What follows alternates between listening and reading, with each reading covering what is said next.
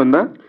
Sir ఇప్పుడు media తీసిన cinema కన్నా గొప్ప సినిమా తీసే టాలెంట్ నా దగ్గర లేదు, నేను ఒప్పుకుంటున్నా. నేను నథింగ్. వాళ్ళు రాజమౌళి అయితే నేను రామగోపాలరావు.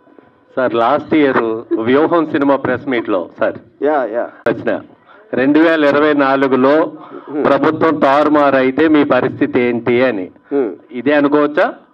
నేను అదే అంటున్నానండి. అది మీరు అనుకుంటున్నారు, నేనేమనుకోవట్లా. ఇప్పుడు ఇక్కడ సింపుల్ థింగ్ అండి, లాజికల్గా ఆలోచించండి. ఒక నోటీస్ వచ్చింది, అయిపోయింది, వాళ్ళు వచ్చారు, వెళ్ళిపోయి, ఎంతకన్నా ఏమీ జరగలేదు కదా. అప్పుడు నాకు ఏమైనట్టు మీ ఉద్దేశం?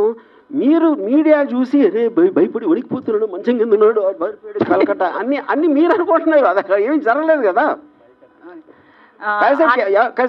ఎవరైనా పోలీసులు చూపించండి, పోలీసులు కోట్ చేస్తే ఎవరన్నా చెప్పగలుగుతారా? అది నిజం కాబట్టి చెప్పగలుగుతాను. నేను ఒక ఇన్స్టిట్యూషన్ ఆఫ్ ద గవర్నమెంట్ని నేను డైరెక్ట్గా కోట్ చేస్తా. ఇంతవరకు వాళ్ళని అరెస్ట్ చేయడం నాకు చెప్పలేదు, ఎవరికి చెప్పలేదు. ఇలా నేను కోట్ చేయగలుగుతాను, అది నిజం కాకపోతే ఎలా చేయగలుగుతాను అది?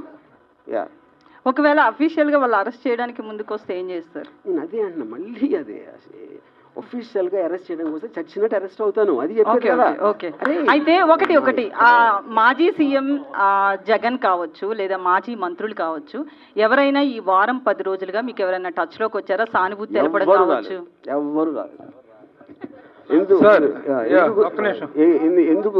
ఎందుకు రాలేదంటే అది రావాల్సిన అవసరం లేదు ఫస్ట్ ఆఫ్ ఆల్. ఎందుకంటే వాళ్ళందరికీ మ్యాటర్ తెలుసు వాళ్ళకి.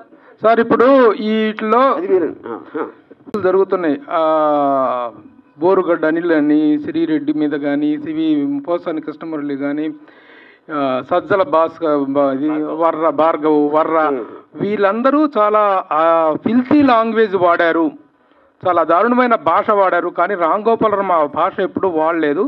యాజ్ ఓన్లీ పోస్టెడ్ అనేటువంటి ఒక సెటరికల్గా పోస్టులు వేసాడే తప్ప ఇలాంటి ఫిల్తీ లాంగ్వేజ్ వాడలేదు. ఆయన అరెస్ట్ చేయటం అనేటువంటిది అంత ఇది కాదు అనేటువంటిది, ఆయన మీద చర్య తీసుకోవటం అనేటువంటిది అంత కరెక్ట్ కాదు అనేటువంటి ఒక సాఫ్ట్ కార్నర్ సానుభూతి మీ మీద ఉంది. How do you take that? First of all అది వాళ్ళు ఎవరైతే మీరు పేర్లు చెప్పారో వాళ్ళు మాట్లాడుతున్నది కేసు కాదు కూడా నాకు తెలియదు. ఎందుకంటే అది రెటారిక్ కిందకు వస్తుంది నాకు తెలిసి. అంటే ఒక ఫర్ ఎగ్జాంపుల్ నన్ను చంపితే ₹1,00,00,000 ఇస్తాను ఒక ఆయన ఎవడో అన్నాడు, నా పేరు మర్చిపోయాను. ఇప్పుడు అంత డైరెక్ట్గా కాంట్రాక్ట్ కిల్లింగ్ మర్డర్ చేయమని ఆఫర్ ఇచ్చిన అతని మీద కేసు ఏముంది? వి కంప్లైంట్ బట్ నథింగ్ హ్యాపెండ్. ఎందుకంటే టీవీలో కూర్చుని చెప్పటానికి ఏ భాష, ఇవాళ భాష ఎవరు వాడట్లేదు, బూత్ మాటలు ప్రతి లీడర్ వాడుతున్నాడు. మినిస్టర్ల పోస్ట్లో ఉన్నవాళ్ళు బూతులు మాడారు, పోలీసులను తిడతారు, వాళ్ళని చేస్తారు.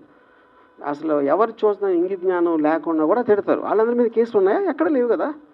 అంటే అదే నేను చెప్పింది, ఫస్ట్ నేను వచ్చి చెప్పింది ఆ లాస్ అనేది క్లారిటీ లేనందుకు జరుగుతుంది. ఎవరికి తెలియదు దాని మళ్ళీ ఎలా దాన్ని ఏం చేయాలి, కంట్రోల్ చేయాలా, కేసు పెట్టాలా, ఏం చేయాలి అనేది తెలియదు ఎవరికి. అది అంటే ఫైనల్గా ఇది రామ్ గోపాలరావుకి జరుగుతున్న లవ్ స్టోరీ, ఇందులో మీడియా ఇన్వాల్వ్ అవ్వద్దు అనేది మీరు కోరుకుంటున్నారా? ఎట్లా ఫైనల్? పోలీస్ వారు వాళ్ళది చేస్తున్నారు, నేను చేసుకుంటున్నాను. మీరు మధ్యలో వచ్చి మీరు సినిమా తీశారు, అది నేను చెప్పేది. పోలీసులు తీయలేదు, నేను తీయలేదు సినిమా ఇక్కడ. సార్ వర్మ గారు, మీ నెక్స్ట్ సినిమా కోసం అందరు కూడా వెయిట్ చేసిన పరిస్థితి, మరి నెక్స్ట్ ప్రాజెక్ట్ ఎప్పుడు రాబోతుంది, ఎలాంటి ప్రాజెక్ట్ అనుకుంటున్నారు? ఆల్రెడీ 2 సినిమాలు అయిపోయినాయి. ఒకటి సారీ అని ఒక థ్రిల్లర్ ఉంది, దాని తర్వాత రష్ అని ఒక మోటార్ స్పోర్ట్స్ యాక్షన్ ఫిల్మ్ ఉంది. 2 ఆల్మోస్ట్ రెడీ అయిపోతున్నాయి. Okay done.